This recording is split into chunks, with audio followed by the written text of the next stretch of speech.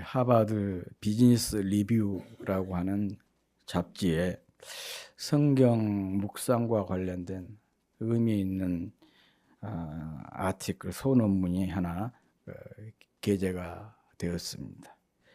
제목은 이렇습니다. 성경 묵상이 현대인의 스트레스를 해소한다라고 하는 그런 제목인데, 이 글은 하버드 의대 교수인 허버트 벤슨이라고 하는 사람이 자기가 이렇게 돌보던 환자들을 돌보는 가운데 거기서 있었던 일들을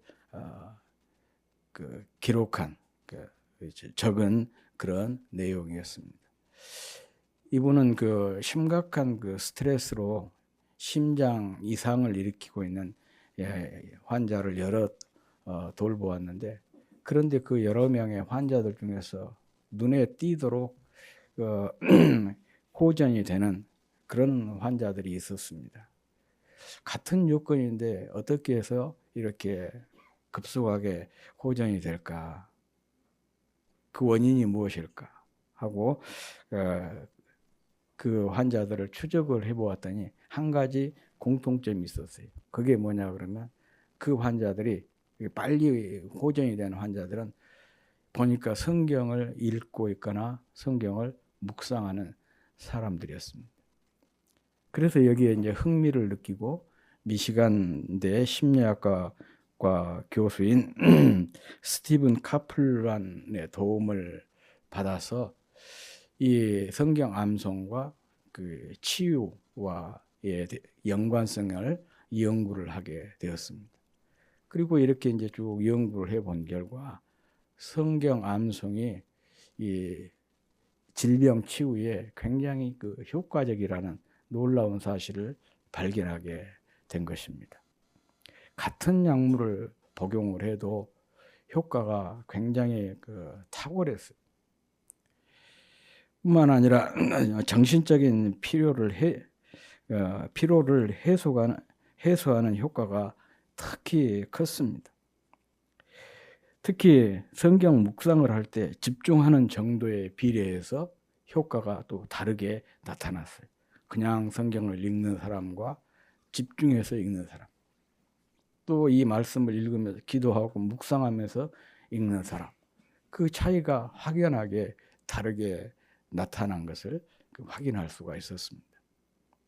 우리가 흔히 그 얘기하죠. 예수 믿으면 마음의 평안을 얻고 안정을 찾을 수가 있다.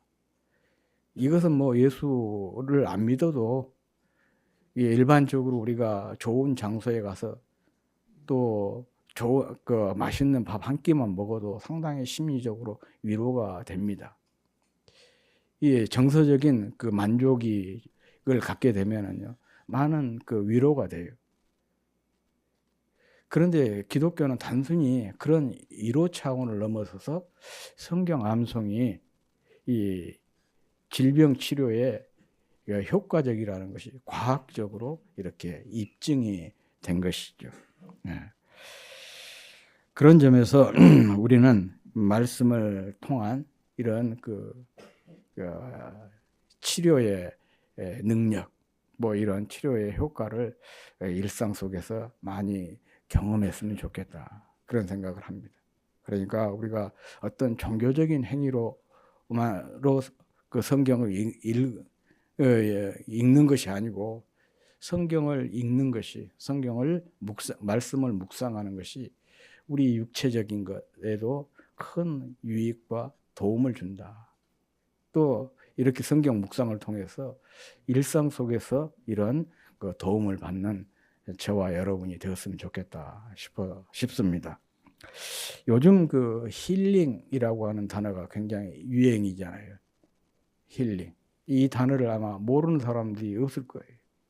그런데 이 힐링이라고 하는 단어가 원래 우리 기독교에서 처음 사용했던 단어인데, 이게 이제 일반 사람들이 사회에서 더 많이 사용을 하고 있습니다. 그래서 그냥 아주 유행어가 되었습니다.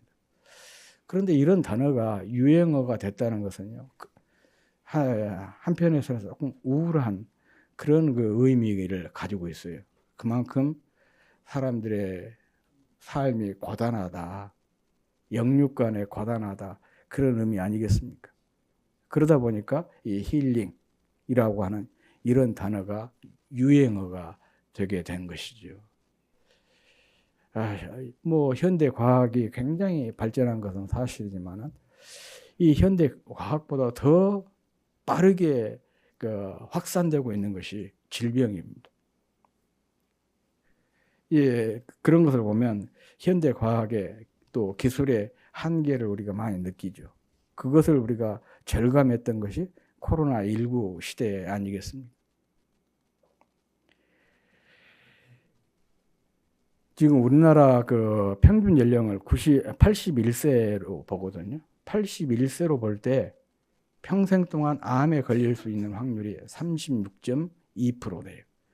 그러니까 4명 중에 1명 정도는 암에 걸릴 수가 있다. 그런 얘기예요.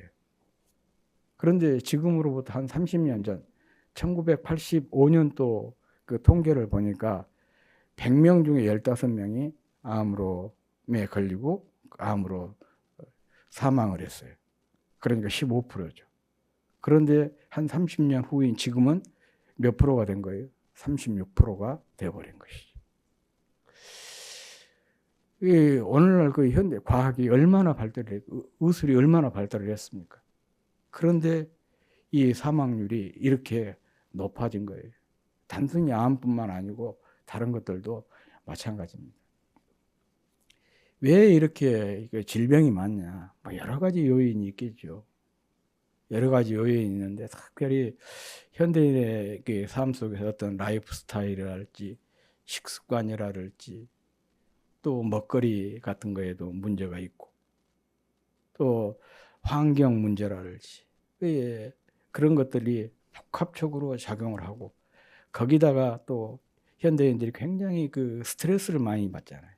스트레스를 많이 받다 보니까 피로가 누적이 되고 이런 것들이 질병을 일으키는 하나의 결정적인 요인으로 작용을 해서 현대인들의 삶을 굉장히 무너뜨리고 있고 또 삶의 질을 떨어뜨리고 있습니다. 그런데 성경을 보면 이와 같은 우리의 형편 또 연약함을 잘 아신 우리 하나님께서 자기 자신을 이렇게 소개를 하고 있어요. 나는 치료자다. 나는 치료하는 하나님이다. 뭐라고 얘기합니까? 원어로 여호와 라파 그러죠. 히브리어를 몰라도 이 정도는 다 알잖아요. 여호와 라파. 하나님은 우리의 치료자다. 치료하시는 하나님이다. 그런 의미입니다. 그래서 성경을 사람과 사회를 치유하는 하나님의 말씀이라 그렇게 또 이 얘기를 하기도 한 것입니다. 하나님은 오염된 환경 또 죄 많은 세상에서 우리 인간들이 영뿐만 아니라 육체도 언제나 건강하고 온전하게 살기를 바라는 거예요. 그래서 우리 기독교 구원을 한마디로 한 단어로 이렇게 얘기하면 샬롬이라고 해요. 샬롬. 샬롬 그럼 우리는 평화 그렇게 이해를 하지만은요. 평화라고 하는 것은 샬롬의 아주 지엽적인 뜻 중에 하나예요. 샬롬이라고 하는 것은 온전함입니다. 영육간에 우리가 완전히 온전하게 회복이 되는 것. 또 사회도 마찬가지죠. 사회가 온전하게 회복이 되는 것. 이게 바로 샬롬이고 이 샬롬을 궁극적으로 샬롬을 이야기하고 꿈꾸는 것이 우리 기독교 구원의 목적이에요. 그리고 목표인 것입니다. 아무튼 교회는 이러한 하나님의 사역을 이어받은 사역을 부여받은 공동체가 바로 교회이고 또 우리 성도들인 것입니다. 히브리어로 치유하다라는 말을 앞서도 말씀을 드렸죠. 라파라고 해요. 라파. 라파라고 하는 동사가 치유하다, 고치다 그런 뜻입니다. 그런데 이 라파의 명사형이 뭐냐? 그 치유, 뭐 건강 그런 뜻을 가지고 있는 이 라파의 명사형이 마르페라고 그래요. 이 마르페라고 하는 이 명사에 건강이라고 하는 그런 의미가 있습니다. 그래서 오늘 그 본문 22절에 이 마르페라고 하는 라파의 명사형이 사용이 되고 있습니다. 20절 같이 한번 읽어보겠습니다. 시작. 내 아들아, 내 말에 주의하며 내가 말하는 것에 내 귀를 22절 죄송합니다. 22절 시작. 그것을 얻는 자에게 생명이 되며 그의 온 육체에 건강이 됨이니라. 여기 건강이라고 하죠. 건강이라고 하는 말이 마르페라고 해요. 그런데 이 마르페, 마르페라고 하는 단어의 원래의 뜻이 뭐냐? 원래의 뜻은 약이라는 뜻이에요. 약. 그러니까 이 22절 말씀에 그걸 원래적인 의미로 다시 번역을 하면은 이렇게 번역할 수가 있겠죠. 그것은 얻는 자에게 생명이 되며 그의 온 육체에 뭐가 된다고요? 약이 됨이니라. 건강이 되는데 원래 마르페의 원래의 의미가 약이니까 약이 된다. 보약이 된다. 그런 의미입니다. 그러면 무엇이 약이 되냐? 무엇이 약이 된다는 얘기냐? 그거죠.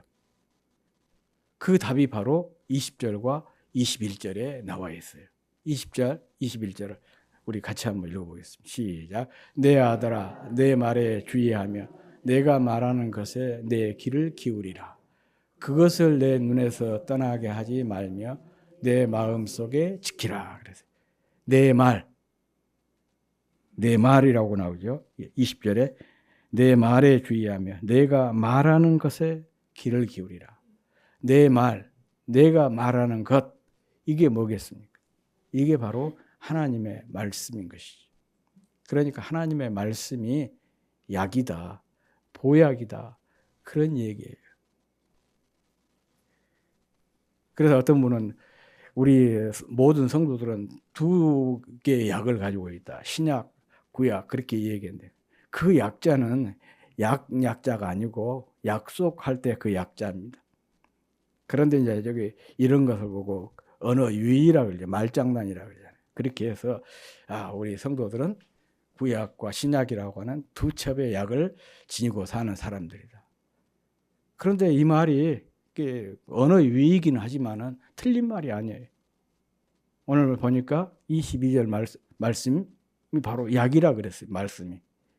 그러니까 우리는 구약과 신약이라고 하는 이 두 개의 약을 가지고 살고 있어요. 이 소중한 약을 가지고 있으면서도 우리는 이게 약인 줄 모르고 살아가는 거예요. 참 그게 안타까운 거예요. 그러니까 집에서 안 가지고 가고 교회에다가 딱 놔두고 그리고 또 다니는 사람들도 있어요.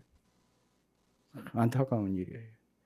이 약을 날마다 잘 먹어야 돼, 복용을 해야 되는데 복용을 하지 않는 거죠. 그러니까 우리 삶에서 어떤 역사도 능력도 나타나지 않는 것입니다. 아무튼 이 하나님의 말씀이 약이다. 그렇게 이 얘기를 말씀하고 있습니다. 우리가 이 말씀을 묵상하면 말씀은 몸에 있는 어떤 형태의 질병이나 연약함을 모두 없애 주신다는 것이죠. 성경은 또 이렇게 말씀하고 있어요. 시편 107편 20절 말씀입니다. 우리 같이 한번 읽어보겠습니다. 시작. 그가 그의 말씀을 보내어 그들을 고치시고 위험한 지역에서 건지시는도다. 이 말씀의 역할에 대한 말씀이에요. 하나님께서 그의 말씀을 보내서 그들을 고치시고 위험한 지경에서, 위경에서 그들을 건져 주신다는 거예요. 이게 하나님의 말씀의 역할이에요. 역할.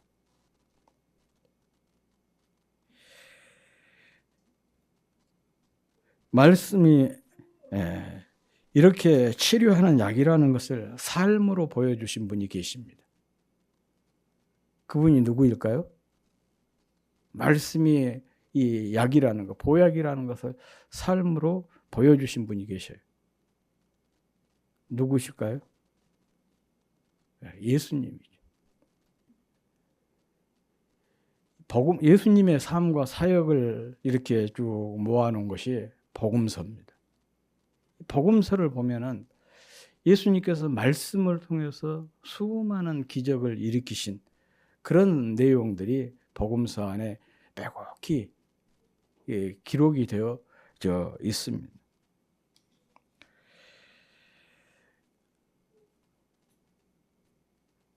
그래서 우리는 이 복음서에서 행하신 주님의 그런 사역들을 통해서 무엇을 알 수가 있냐? 아, 말씀이 바로 나를 치료하는 약이구나. 말씀이 바로 나를 회복시키는 보약이구나. 그 말씀이 나를 고치는 의사의 손길과 같은 것이 바로 하나님의 말씀이구나 라는 것을 깨달을 수가 있는 것이죠. 그러면 어떤 사람에게 이 말씀이 약으로, 보약으로 작용을 하느냐, 그 점이에요. 이제 그거에 대해서 오늘 조금 여러분들에게 말씀을 드리려고 합니다. 그 첫 번째 보면 20절 상반절에 내 아들아 내 말에 주의하며 이렇게 말씀하고 있습니다.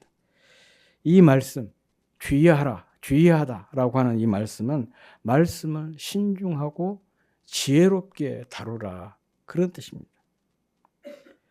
말씀을 우습게 가볍게 여기지 말라는 거예요. 오늘 가장 안타까운 것이 그거잖아요.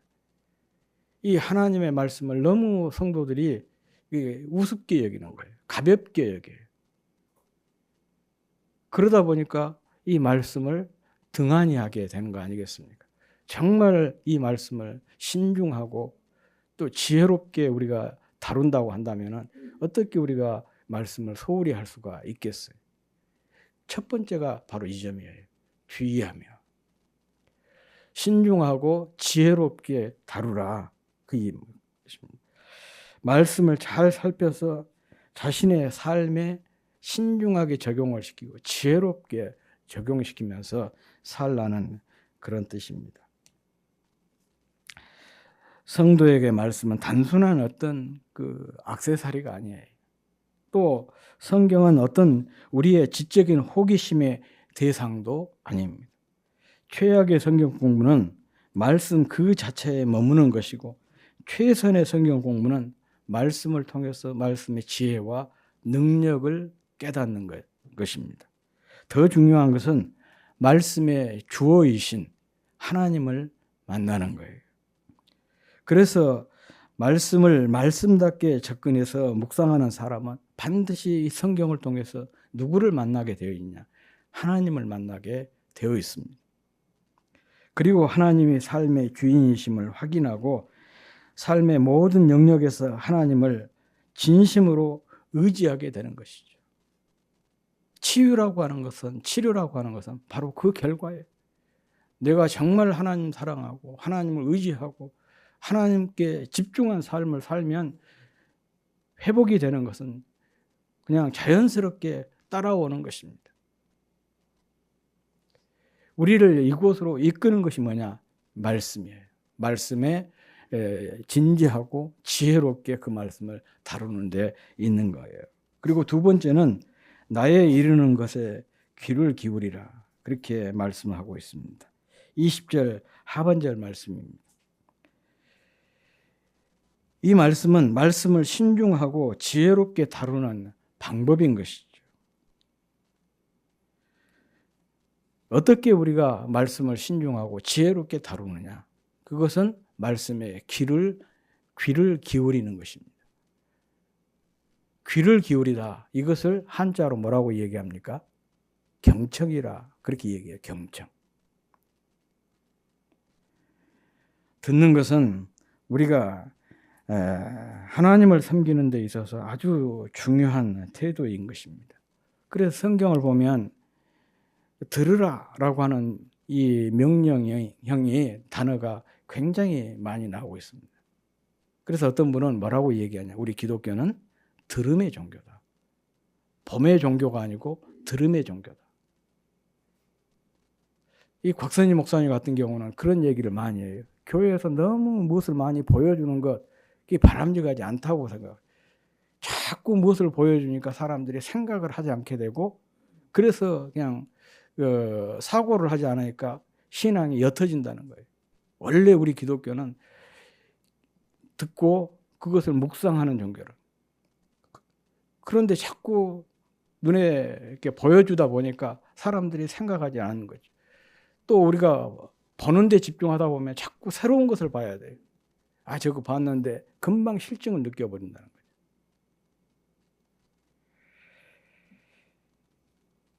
본다는 것이 소유하고 지배하겠다는 의지라고 한다면, 듣는 것은 지배를 당하고 소유를 당하겠다는 그런 의미입니다. 그래서 전통적으로 보는 것과 듣는 것의 위계에는 보는 것이 더 위에 있어요. 예를 들어 우리가 사극 같은 데 보면 그러지 않습니까? 왕은 항상 보는 위치에 있고 말하는 위치에 있어요. 그리고 신하들은 어떻습니까? 딱 엎드리고서 조아리고 듣는 위치에 있는 것을 우리가 볼 수가 있지 않습니까? 그러니까 보는 자와 듣는 자, 위계가 거기서 드러나게 되는 것이죠. 신앙적으로도 마찬가지입니다. 우리가 하나님을 보는 것이 아니고 하나님이 우리를 보시는 거예요.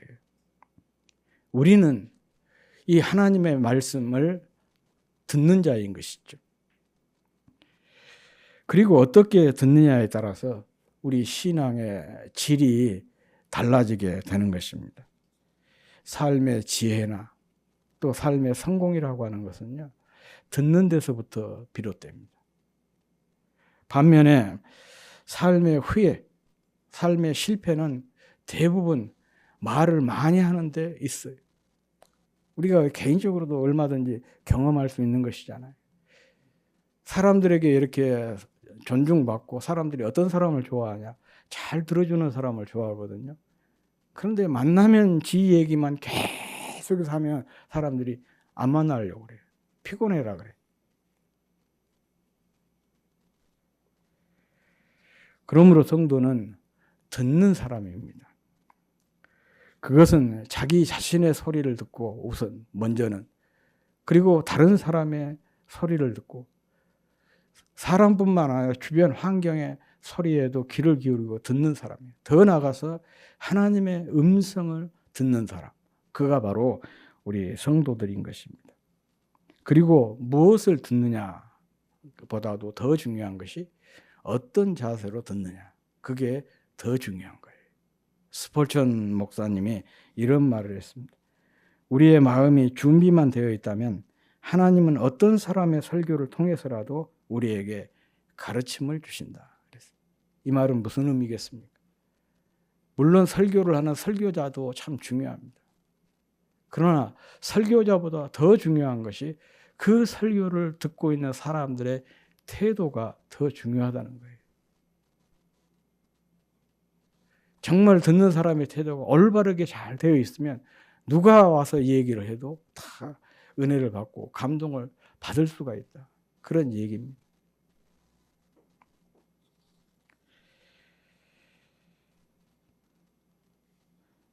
말씀의 능력을 얻는 비결이 바로 여기에 있습니다. 말씀을 제대로 듣고 올바르게 반응하지 않기 때문에 우리 안에서 말씀의 능력이 나타나지를 않는 거예요. 많은 사람들이 그런 고민을 하지 않습니까? 또 그렇게 또 불평한 사람들도 있어요. 왜 하나님은 나에게 말씀하시지 않느냐? 왜 나의 삶에서는 아무런 하나님의 역사가 드러나지 않느냐? 그런 얘기를 하고 그런 불평을 하는 사람도 있고, 또 그런 생각을 품고 신앙생활을 하는 성도들이 많이 있습니다. 혹시 내가 그런 사람이라고 한다면요, 먼저 이것을 생각을 해요. 내가 지금 듣고 있는 하나님의 말씀에 대한 듣는 자로서의 그 태도에 문제가 있지 않는가, 그것을 먼저 살피는 것이 중요합니다. 그렇지 않습니까? 하나님이 살아계시고 전능하신 분이고 성경이 그분의 말씀이라고 한다면 우리 안에서 아무런 역사가 일어나지 않는다는 것 자체가 이상하지 않습니까? 거기에는 분명히 그 말씀을 듣고 있는 나에게 문제가 있기 때문에 그런 것이죠. 그래서 이 점을 우리가 늘 신앙생활하면서 살펴야 됩니다. 정말 듣는 나의 자세가 지금 제대로 내가 말씀에 대한 을 듣고자 하는 내 자세가 올바른가. 이 점을 늘 살피고, 그래서 정말 우리가 하나님의 말씀을 제대로 듣게 되면 그 말씀이 내 안에서 능력으로 나타날 수밖에 없는 것입니다. 그리고 세 번째는 그것을 내 눈에서 떠나게 말며 21절 상반절 말씀입니다. 말 그대로 말씀에서 눈을 떼지 말라는 거예요. 항상 이 말씀을 보고 살아라, 그런 얘기입니다. 참 성경을 읽다가 이런 부분에 딱 접하게 되면 굉장히 당황스럽습니다. 여러분들은 생각도 않고 읽으시니까 부담이 없는지는 모르겠지만은 조금 진지하게 읽다 보면은 굉장히 부담이 돼요. 이게 물리적으로 불가능하잖아요. 잠도 자야 되고 다른 일도 해야 되는데 어떻게 맨날 이 말씀을 보고만 살아요.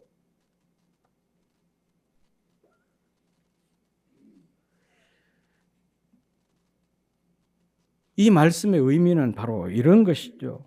말씀을 의식적이든 무의식적이든 피하거나 흘려버리지 말고 항상 예민하게 대처하면서 순종하여 받아들일 그런 자세를 가지고 살라, 그런 의미인 것입니다.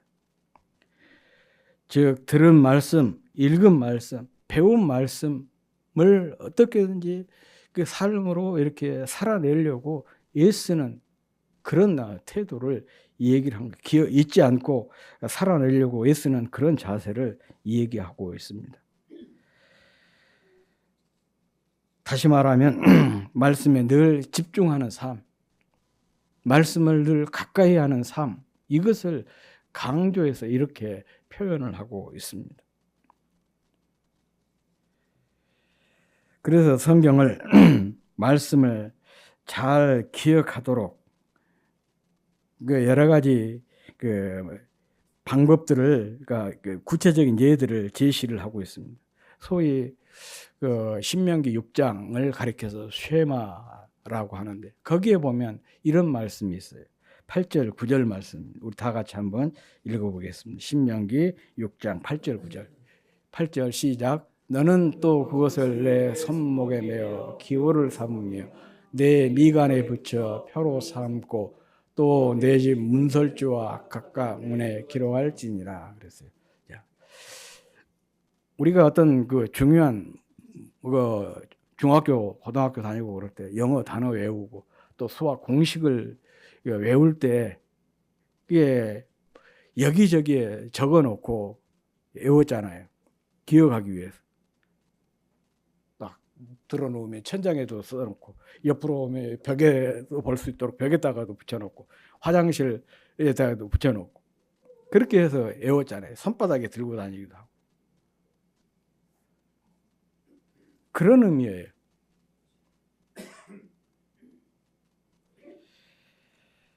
말씀을 잘 기억하게 하는 하나의 시각적인 신호를 제공하는 그런 기능을 하고 있는 것이죠.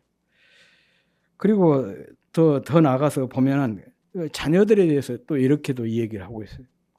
앉아 있을 때, 집에서 앉아 있을 때든지, 또 누워 있을 때든지, 길을 갈 때든지 계속해서 아이들에게 강론을 해라, 가르치라, 그렇게 얘기하고 있습니다. 이 말씀은 단순히 자녀들에게 열심히 신앙교육을 시켜라 그런 의미도 되지만은요, 더 중요한 것은 부모 자신에게 준 거예요.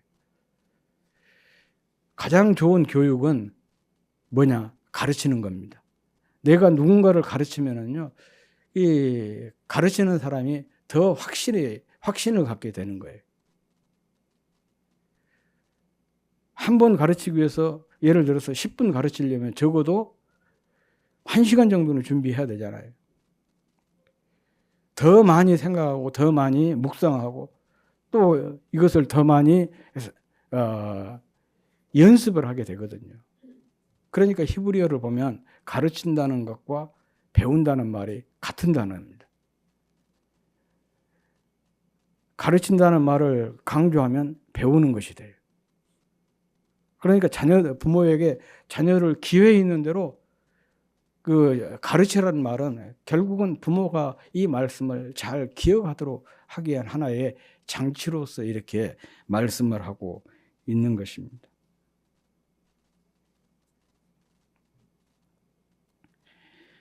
신앙적 정체성을 시각적으로 뿐만 아닙니다. 또 그들의 옷, 가장자리, 옷 그 단에다가 술을 달도록 했어요. 우리 한복으로 말하자면 놀이개와 같은 것인데, 이 놀이개를 히브리어로 치치트라고 하거든요. 치치트. 그런데 이 놀이개는 8개의 실을 5개의 실 가닥을 5개의 매듭으로 묶었어요. 그런데 이 전체 숫자 값이 얼마냐? 613이에요. 그런데 이스라엘 사람들은 그 율법이 계명이 10계명이지 않습니까? 이 10계명을 비롯해서 다른 계명들이 있는데 그것을 하나하나 조항을 만들었는데 그 조항 수가 613개예요. 1년 365일에다가 사람의 뼈가 뭐 248개다네요. 거기에 맞춰가지고 613개의 조항을 만들었어요. 그것을 수를 해서 옷 끝단에 달게 한 겁니다. 그러니까 이것은 무엇을 상징한 것이겠습니까? 계명을 상징한, 말씀을 상징한 것이죠. 그 놀이개를 볼 때마다 무엇을 생각해라는 거예요? 하나님 말씀을 생각해라. 그런 의미죠. 이런 시각적인 것들을 통해서 이 기억할 수 있도록 하는 그런 조치였던 것이죠. 그렇습니다. 아무리 훌륭하고 좋은 것도 기억하지 못하면요, 아무 소용없어요.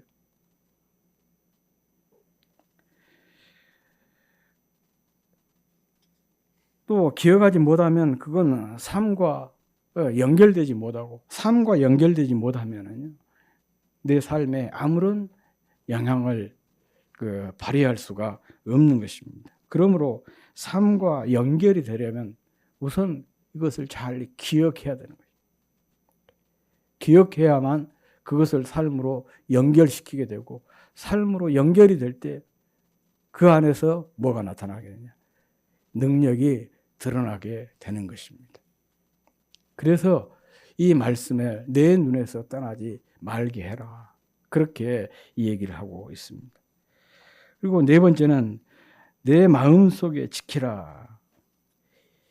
21절 하반절입니다. 여기서 지키다라고 하는 단어는요, 4가지 의미가 있습니다. 히브리어로 마샤르라고 하는데 지키다, 보호하다, 또 경계하다, 간직하다 그래요. 이 문맥을 보면 우리 성경은 지키다라고 그렇게 번역을 했는데 이 의미보다는, 이 단어보다는 간직하다라는 단어로 번역을 한 것이 더 좋을 법했다, 그런 생각을 합니다. 마음속에 간직해라. 이 마음속에 간직한다는 말은 제가 지난주에 히브리어 단어 하나 사용했잖아요. 차판이라고 하는 단어를 이 얘기를 했어요. 쌓아두다, 숨기다. 하나님의 말씀을 소중하게 여겨서 그것을 마음속에 차곡차곡 쌓아두는 것. 또 이 하나님의 말씀이 너무 소중한 보물이기 때문에 악한 자들이 그 말씀을 빼앗아가지 못하도록 마음속 깊은 곳에 숨겨두는 것. 이것이 차판이다. 그렇게 말씀을 드렸는데 바로 이 마샤르와 차판, 오늘의 그 마샤르와 차판 거의 같은 의미예요. 그러니까 하나님의 말씀을 마음에 간직하라는 거예요. 이것을 다른 말로 표현하자면 하나님의 말씀을 마음에 새기라는 것이죠. 이게 소위 말하면 묵상인 것이죠. 묵상. 그리고 이 말씀을 마음속에 간직하는 방법이 뭐냐? 앞에서 얘기했던 3가지입니다. 말씀에 주의하고, 말씀에 귀를 기울이고, 말씀에서 눈을 떼지 않는 것. 이 세 가지가 바로 하나님의 말씀을 마음속에 간직하는, 새기는 방법인 것입니다. 이런 사람에게 말씀은 능력으로 나타나서 우리 영육 간의 치료와 회복의 역사를 일으키게 되는 것입니다. 말씀으로 천지를 창조하신 하나님은 말씀으로 또 이 세상을 보존하시고 자연과 역사를 다스리고 계십니다. 말씀으로 우리의 질병도 고치시는 분이십니다. 하나님은 말씀하시고 그 말씀대로 모든 것을 행하시는 그런 분이십니다. 이 능력은 앞에서도 말씀을 드렸듯이 예수님의 삶을 통해서 그대로 나타났습니다. 회당장 야이로의 딸이 죽었을 때 예수님께서 그 집에 방문하셔서 죽은 소녀의 손을 잡고 뭐라고 말씀하셨습니까? 달리다굼 그랬어요. 소녀야 일어나라. 그랬더니 죽은 소녀가 일어난 거예요. 또 나사로라고 하는 사람, 예수님의 친구였었는데 그 사람은 죽어서 이미 무덤에 묻힌 지 나흘이 됐어요. 냄새가 날 정도였어요. 그런데 그 무덤을 향해서 예수님이 뭐라고 말씀했습니까? 나사로야 나와라 그랬잖아요. 그랬더니 죽은 나사로가 살아나서 걸어 나왔어요. 또 예루살렘 베데스다라고 하는 연못가에 38년 동안 자리에 보존해서 누워있는 중풍병자를 주님께서 만났었는데 그 중풍병자에게 주님이 뭐라고 얘기했습니까? 내 침상을 들고 일어나라 그랬어요. 가라 그랬어요. 그랬더니 이 사람이 벌떡 일어나가지고 걸어간 거예요. 그런 일들이 주님께서 말씀하실 때 말씀을 통해서 이런 치유와 회복의 역사가 일어났습니다. 우리는 이 말씀의 능력을 믿는 사람들, 이게 바로 성도인 것이죠. 이 말씀은 우리에게서도 그대로 일어날 수가 있는 것입니다. 이 말씀이 우리의 삶에서 능력으로 역사해서 우리의 영혼뿐만 아니라 우리의 육체의 연약한 것까지 치료하고 회복하는 능력을 경험하시는 저와 여러분이 될 수 있기를 주의 이름으로 축복합니다.